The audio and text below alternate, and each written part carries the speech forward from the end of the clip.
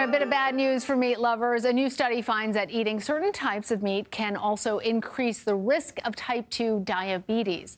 In the study published Friday in the Lancet Diabetes and Endocrinology, researchers analyzed the data of nearly 2 million people across 20 countries. And they found that for every 1.8 ounces of processed meat eaten daily, the risk of type 2 diabetes increased by 15%.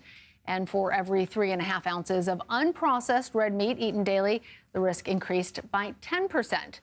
Dr. Dariush Mozaffarian joins us now with more from Boston. My apologies, doctor, if I brutalized your name there. You are the director of the Food is Medicine Institute at Tufts University, so you're a perfect person for us to talk to.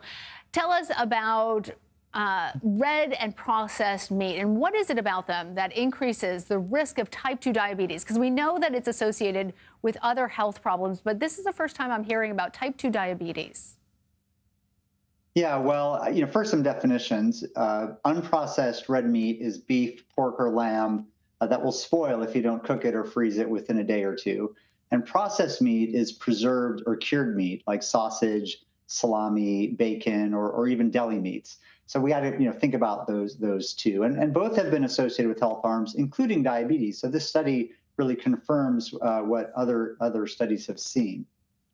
And I understand that iron plays a particular role in this link to diabetes. Can you explain that for us?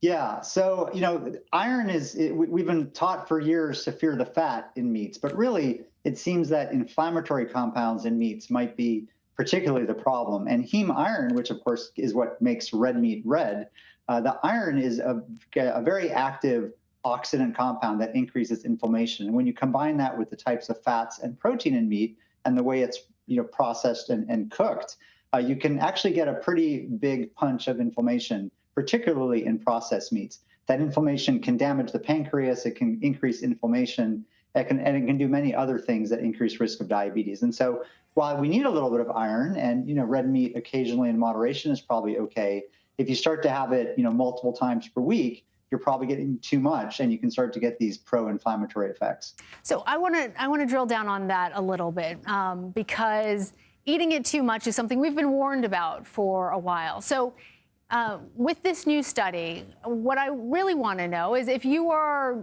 trying to do your best, you're eating what you're supposed to in terms of the daily helping size of meat recommended by health officials. I think it's still like the palm of your hand or the size of a deck of playing cards, right? Are you still at risk? Do you need to actually decrease the amount of meat you're eating as a result of this study if you are at risk for type 2 diabetes?